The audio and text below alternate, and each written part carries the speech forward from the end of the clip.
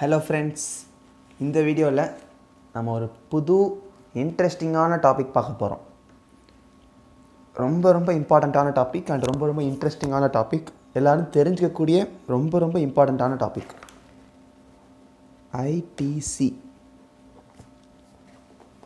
ITC அப்படின்னா என்ன அப்படின்னு பார்த்தீங்கன்னா,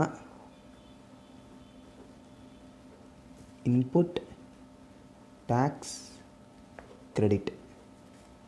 இந்த இன்புட் டேக்ஸ் கிரெடிட் அப்படிங்கிற ஒரு கான்செப்ட் நம்ம ஒவ்வொரு ஆளுக்கும் தெரிஞ்சுக்கக்கூடிய ரொம்ப இம்பார்ட்டண்ட்டான ஒரு கான்செப்ட். அப்படின்னா என்ன அப்படிங்கிறத ஒரு எக்ஸாம்பிள் வச்சு பார்ப்போம். இந்த வீடியோவில் பேசிக் மட்டும் தான் நான் சொல்ல போகிறேன். அடுத்த வீடியோவில் நம்ம சம் பார்ட் போகலாம்.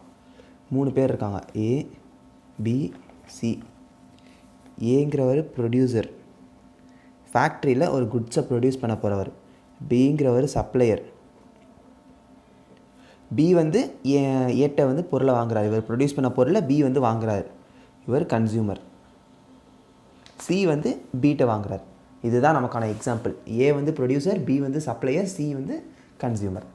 என்ன விற்கிறாருன்னு பார்த்தா ரொம்ப ஈஸியாக ஏதாச்சும் ஒன்று வச்சுப்போம். Note book. ஓகே,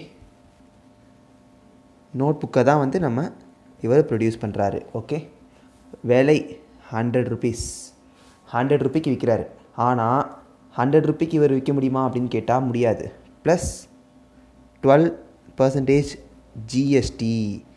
ஏன்னா இப்போ நம்ம என்ன ஒரு பொருளை வாங்கினாலும் கம்பல்சரியாக ஜிஎஸ்டியோட தான் வாங்க முடியும். ஏன்னா வந்து ஜிஎஸ்டி இல்லாமல் எங்கேயும் பொருளையோ சர்வீஸோ பண்ண முடியாது.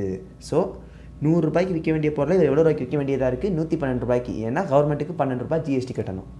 ஸோ இவர் 112 ரூபாய்க்கு வாங்குறாரு.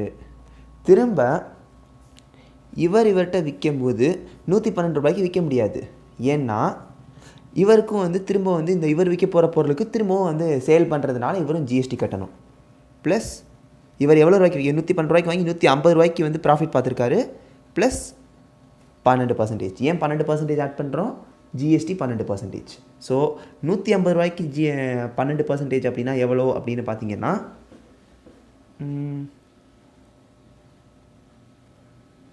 20 ரூபான்னு வச்சுப்போம். இப்போதைக்கு வச்சுப்போம், கால்குலேஷன் பண்ணிக்கோங்க. 20 ரூபா சேர்த்து 170 ரூபாய்க்கு விற்கணும். ஃபஸ்ட்டு 100 ரூபாய்க்கு விற்க வேண்டியதை வந்து 12 ரூபா ஜிஎஸ்டி போட்டு 112 ரூபாய்க்கு இவர் விற்றுருக்காரு. திரும்ப 112 ரூபாலேருந்து இவர் 150 ரூபாய்க்கு வரைக்கும் ப்ராஃபிட் பார்த்துட்டு அதுக்கு 12% போட்டு 170 ரூபாய்க்கு விற்றுருக்காரு. இப்போ தான் நமக்கு இந்த ஐடிசி கான்செப்ட் உள்ள வருது. ஒரே பொருள்.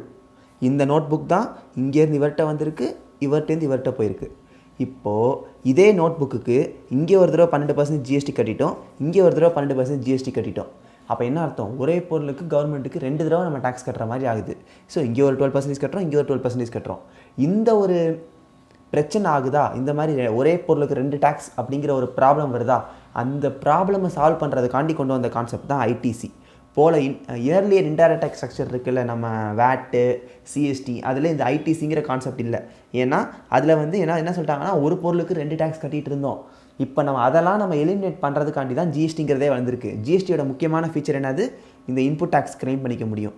எப்படி கிளைம் பண்ணுறது அப்படின்னு பார்த்தீங்கன்னா, இவர் 150 ரூபாய்க்கு விற்க வேண்டிய பொருள் 170 ரூபாய்க்கு விற்கிறாரு. கவர்மெண்ட்டை 20 ரூபாய் ஜிஎஸ்டி பே பண்ணுறாரு. இங்கே இவர் வந்து கவர்மெண்ட்டை 12 ரூபா ஜிஎஸ்டி பே பண்ணியிருப்பார்.